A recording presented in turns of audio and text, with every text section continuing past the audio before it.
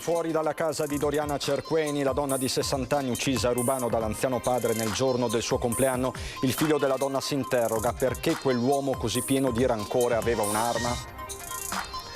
Contro la violenza sulle donne, in solidarietà di tutte le vittime, corteo silenzioso a Vicenza per il centro storico cittadino, 1 migliaio i partecipanti. Un giovane carabiniere in servizio a Chioggia si è tolto la vita sparandosi in caserma. Sottomarina, 29 anni, di origini calabresi, era a Chioggia da appena un mese, è morto dopo il ricovero in ospedale. Commemorazione laica con musica e poesia al Parco Bissuola per Federico Lugato, il 39enne di Trevignano che ha perso la vita in Val Zoldana lo scorso 26 agosto.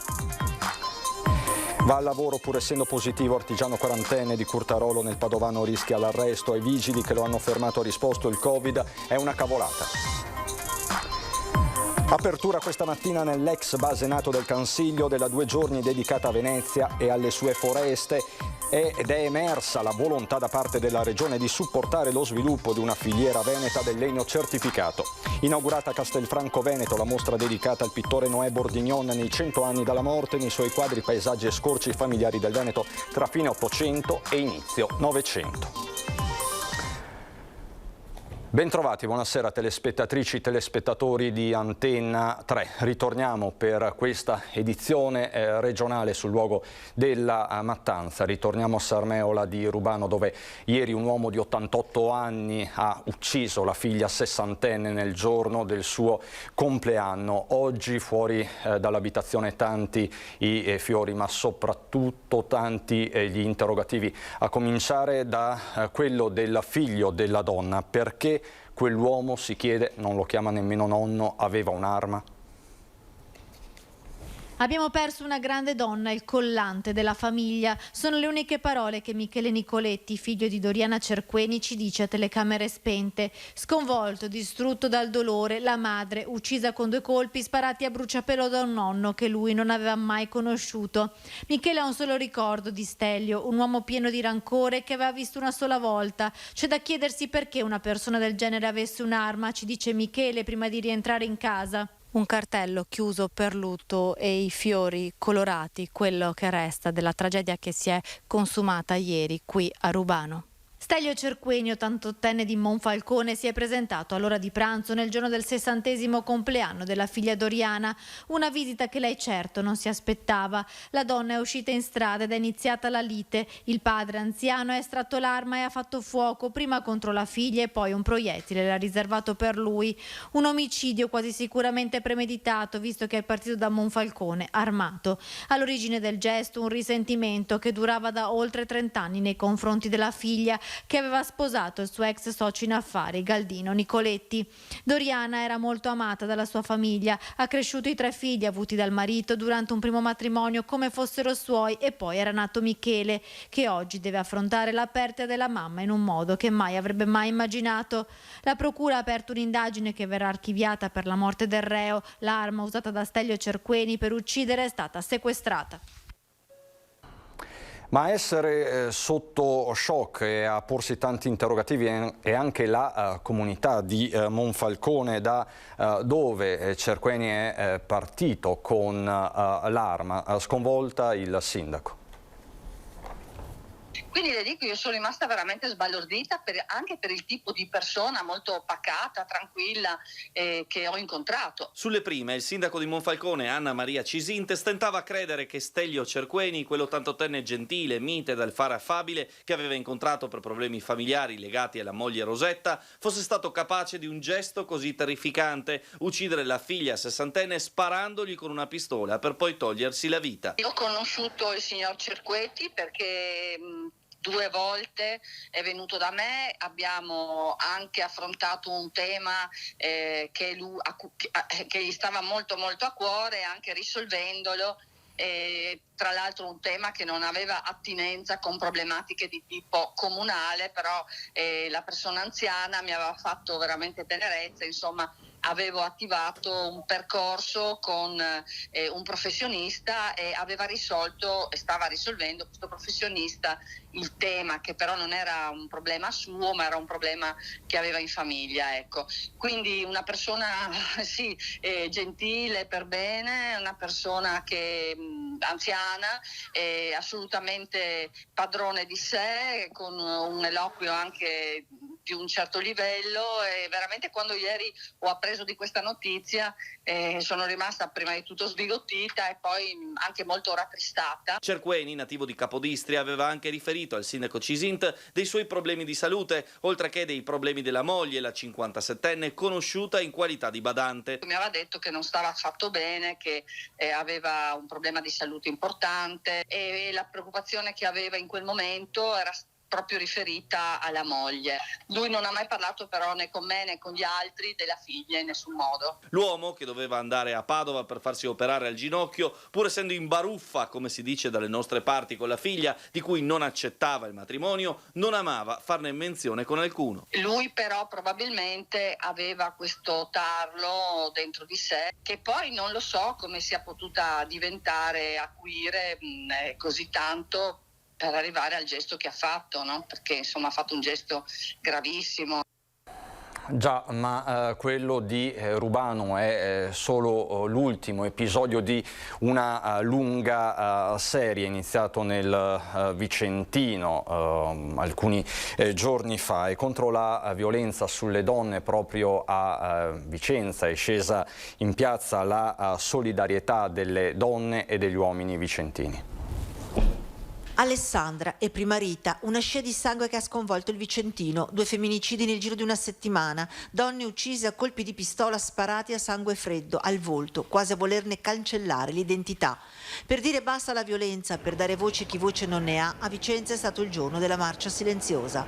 Sarà un silenzio pesante, è pesante la situazione, non va sottovalutata, dobbiamo lavorare con tutto il sistema, quindi il sistema giustizia e le forze dell'ordine, per prevenire il più possibile questi casi. 1 migliaio i partecipanti, decine gli amministratori vicentini che hanno aderito, chi con la fascia tricolore al petto, le associazioni delle donne, del centro antiviolenza, la diocesi, molti anche gli uomini che hanno aderito e tantissimi altri che si sono uniti al corteo lungo il percorso che da Campomarzo ha sfilato lungo Piazza Castello, Corso Palladio, per poi arrivare in Piazza dei Signori e terminare con un lungo applauso.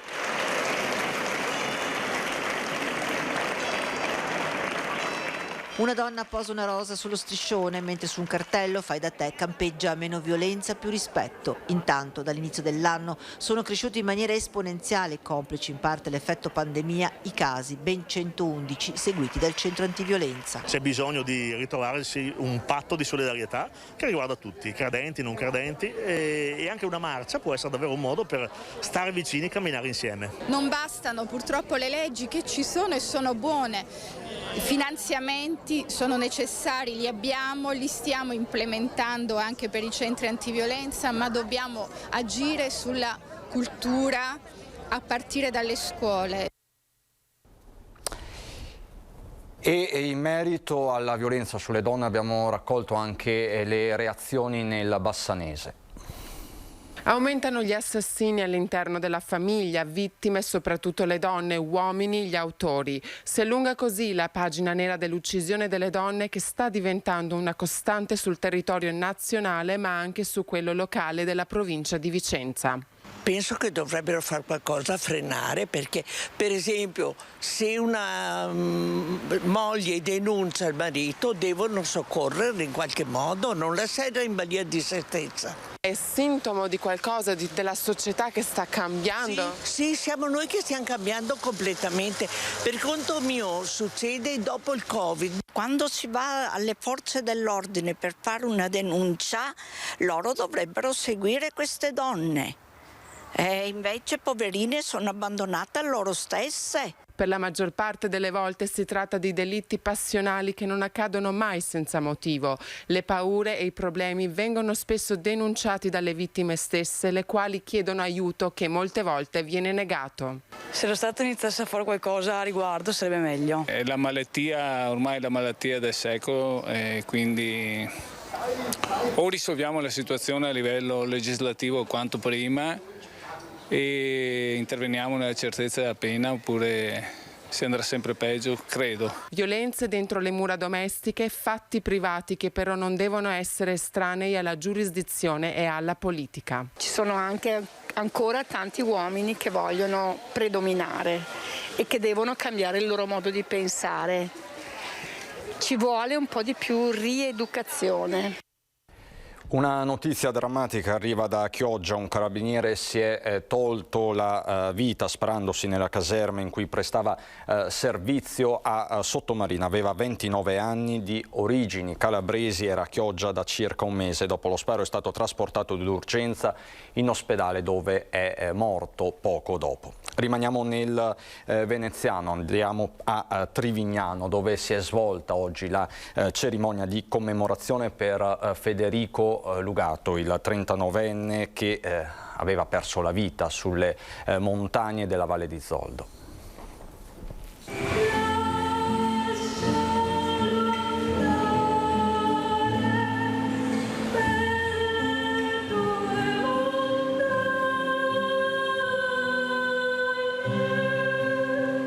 In molti nel pomeriggio alla pista di pattinaggio del Parco Bissuala di Mestre hanno voluto prendere parte alla cerimonia laica in onore di Federico Lugato, il 39enne originario di Trivignano ma residente a Milano, che lo scorso 26 agosto è scomparso in Val Zoldana nel Bellunese ed è stato ritrovato dopo 18 giorni di intense ricerche senza vita. La moglie Elena Pancera non si è arresa fino all'ultimo, ha sempre sperato di ritrovare il suo amato Federico, l'uomo con cui, come ha scritto per ricordarlo, ha condiviso un grande amore, un amore che non si spegnerà mai. Abbiamo letteralmente spostato le montagne per trovarlo e lo abbiamo trovato. Quindi ora gli tocca la commemorazione in pompa magna. Del resto glielo avevo detto già a gennaio per il suo 39esimo compleanno, che abbiamo festeggiato tristemente rinchiusi via Zoom. L'anno prossimo, per i tuoi 40 anni, facciamo una festa epica. E quindi oggi stiamo solo anticipando di qualche mese quella festa lì, dai. Per Federico, nel corso della commemorazione, musica classica e poesie. In mattinata presso il cimitero di Trivignano si è svolta invece una benedizione cui hanno preso parte i familiari. Nel pomeriggio la commemorazione al Parco Bissuola. Questa commemorazione è stata chiesta a gran voce.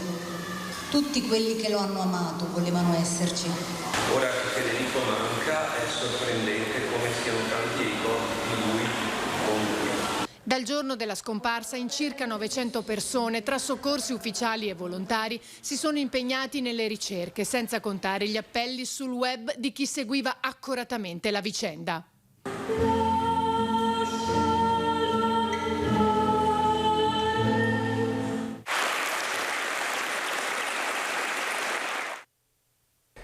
Questo l'applauso tributato a Federico Lugato. Occupiamoci adesso dei temi del Covid. Lunedì in Veneto, a Villorba, il commissario Figliuolo, e lunedì partiranno le terze dosi di vaccino. Intanto, conferma l'assessore Lanzarino, aumenta il numero di prenotazioni per i vaccini. È l'effetto dell'estensione dell'obbligo del Green Pass.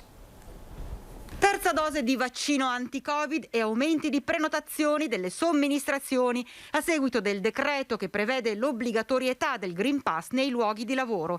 La Regione sta lavorando a pieno ritmo, soprattutto per tutelare le fasce più fragili, malati cronici e anziani. Abbiamo individuato la prima categoria, quella che dobbiamo mettere in protezione, i cosiddetti super fragili, le persone con immunodepressione forte. Sono in Veneto 72.000 circa e i centri di riferimento regionali li stanno già chiamando, quindi ci sarà una chiamata diretta e inizieremo anche lunedì a Treviso con il commissario Figliuolo. Nel frattempo stiamo predisponendo anche tutte le azioni per entrare subito nelle case di riposo, quindi le strutture stanno già raccogliendo i consensi informati e le USL si stanno organizzando per mandare le task force per la protezione all'interno di queste strutture. E per quanto riguarda la campagna vaccinale, siamo passati dalle 2.000, 4.000 alle 9.000 prenotazioni giornaliero e l'invito che noi facciamo è a tutti di prenotarsi adesso, perché adesso abbiamo vaccini e slot liberi, le agende sono aperte fino al 30 di settembre, perché se partirà in maniera effettiva e capillare la terza dose è chiaro che noi avremo delle priorità rispetto ai soggetti da mettere in protezione. Va al lavoro pur essendo positivo. Artigiano rischia l'arresto ai vigili che lo hanno fermato nel Padovano. Ha risposto: il Covid è una cavolata. Nonostante fosse positivo al Covid, se ne andava al lavoro girando per tutta la regione. Ora un artigiano di Curtarolo rischia l'arresto e una pena fino a 18 mesi. Il quarantenne, dopo aver eseguito un tampone rapido in farmacia per avere il Green Pass per partecipare ad una cena, è risultato positivo e non si è mai presentato all'appuntamento per eseguire un tampone molecolare per avere la conferma della positività, rendendosi irreperibile alle autorità sanitarie e non rispondendo alle telefonate del servizio di prevenzione dell'USL. Nei giorni seguenti poi ha continuato a lavorare spostandosi tra vari comuni della regione fino a quando venerdì sera la polizia locale non si è presentata alla sua abitazione. Anche i vicini hanno confermato che usciva tutti i giorni violando l'isolamento fiduciario. Quando l'artigiano è tornato a casa si è giustificato dicendo che si sentiva bene, non aveva sintomi, ma quando i vigili gli hanno fatto la multa per la violazione delle norme anti-Covid, lui ha risposto che il virus è una cavolata. Ora rischia un'ammenda fino a 5.000 euro e l'arresto. Torniamo sulla vicenda del Prosek. Su questo caso si è pronunciato nelle scorse ore il ministro delle politiche agricole e alimentari Stefano Patuanelli alla conferenza conclusiva del G20 dell'agricoltura a Firenze. Sono decisamente ottimista, lo sono perché i precedenti sono evidenti. Uno riguarda il Tokai, le motivazioni per cui è stato vietato l'utilizzo al nostro paese del nome Tokai, dice il ministro, sarà identica alla motivazione per cui l'UE vieterà alla Croazia l'uso del Prosek. Patuanelli ha poi confermato che il Ministero ha attivato in merito un tavolo tecnico.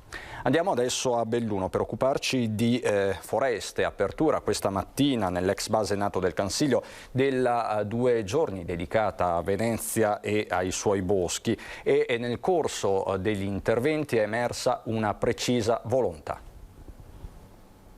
È da qui che deve partire appunto un collegamento forte per le prossime generazioni tra quello che è stato la storia del nostro Veneto e di Venezia, con la centralità appunto delle foreste, e nell'ambito climatico e dell'ecologia appunto un passaggio verso le nuove generazioni, con tutto quello che sarà appunto il futuro collegato tra l'altro al PNRR e ai suoi importantissimi investimenti. Investire nelle nostre foreste per tutelare il territorio è uno dei messaggi lanciati oggi nel corso della 2 giorni organizzata in Cansiglio da Longarone Fiere e Veneto Agricoltura. Bisogna ritornare a produrre legno di qualità, bisogna ritornare a coltivare le foreste e poi successivamente pensare al resto, al fuoriforesta, all'agroturismo e alla sostenibilità ambientale. Legno Veneto certificato per una filiera di alta qualità. La foresta del Cansiglio ha un potenziale di sviluppo incredibile. Adesso ha fatto vedere a tutto il mondo, direi, come si possono gestire le foreste, e questo è solo un piccolo aspetto di quello che può fare. Quindi produrre legno di qualità,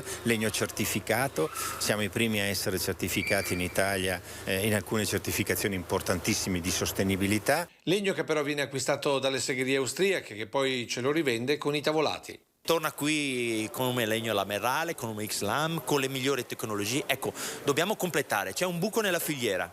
Non siamo in grado di trasformare con le migliori tecnologie quel legno in quel valore aggiunto che sta al passo con i tempi. Perché va detto che se da qui la Serenissima ha costruito la sua flotta per secoli invincibile, oggi sempre da qui può svilupparsi un intero comparto dedicato alla bioedilizia, ideale continuazione di una gestione del bosco che dura da oltre mezzo millennio. Continuare i piani di gestione che, ripeto, da 500 anni qui trovano storia, esempio, vanno aggiornati sicuramente con specie particolari, con modalità anche di gestione della silvicoltura nuova, quindi meccanizzazione spinta, anche legni pregiati che devono essere trattati diversamente rispetto ad altri. Temi centrali di questi 2 fine settimana organizzati da Longarone Fiere per la prima volta fuori dagli storici padiglioni, dove accanto ai dibattiti sul futuro della silvicoltura ci sono state anche prove pratiche con macchine innovative per il taglio e la selezione degli alberi. Abbiamo avuto circa 5.000 visitatori, che sono numeri importanti per una piana come quella del Cansiglio, che si è fatta conoscere a un pubblico sicuramente più vasto, ma ha dato la possibilità di avere degli spunti di riflessione importanti sul futuro della foresta e del bosco. Così nel bellunese, mentre Castelfranco Veneto e San Zenone degli Ezzelini celebrano l'artista Noè Bordignone a 100 anni dalla morte, con una mostra monografica che ne ripercorre l'arte e la vita dal realismo al simbolismo.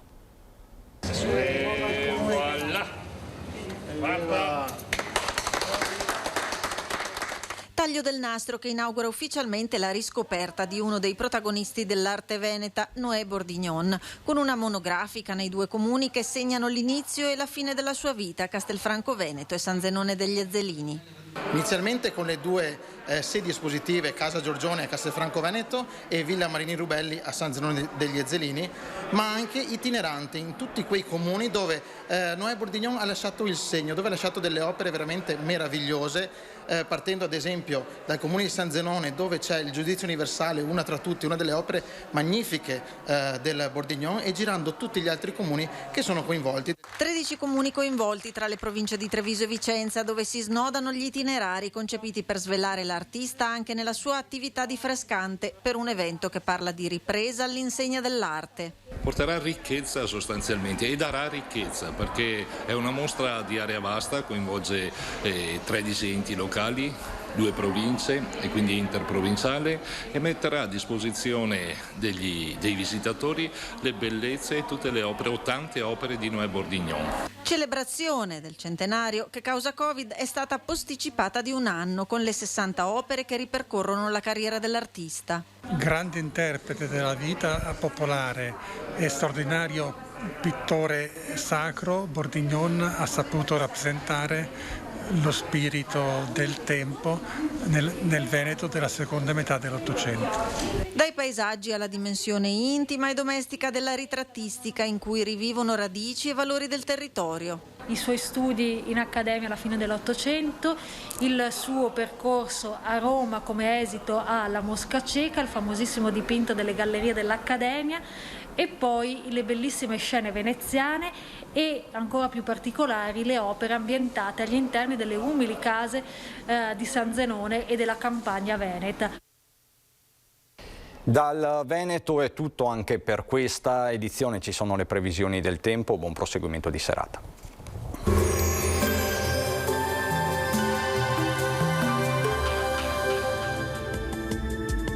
Bentrovati al meteo. Un impulso temporalesco proveniente dall'Atlantico causerà un tempo decisamente instabile nella giornata di domenica 19 settembre. Vediamo insieme il dettaglio. Sul Veneto maltempo diffuso, tutta la regione sarà interessata, come vediamo, da piogge diffuse. Localmente potranno essere anche di forte intensità. Non si escludono grandinate, raffiche di vento e locali nubifragi, dunque prestate la massima attenzione. Clima un po' più fresco, con temperature minime tra 13 e 18 gradi, massime comprese invece tra i 19 e i 25 gradi. Ci spostiamo ora sul Friuli Venezia Giulia, dove avremo la stessa situazione, avremo temporali diffusi, a tratti saranno anche moderati, ma migliorerà nel corso della notte. Temperature minime tra 14 e 18 gradi, massime sui 22-23 gradi. Infine ci spostiamo sul Trentino Alto Adige, dove avremo anche qui condizioni di tempo perturbato, attenzione a rovesci localmente violenti. Temperature minime intorno ai 13-14 gradi, massime sui 23 gradi all'incirca. Dal meteo è tutto, vi auguro come sempre un buon proseguimento in compagnia di Antenna 3.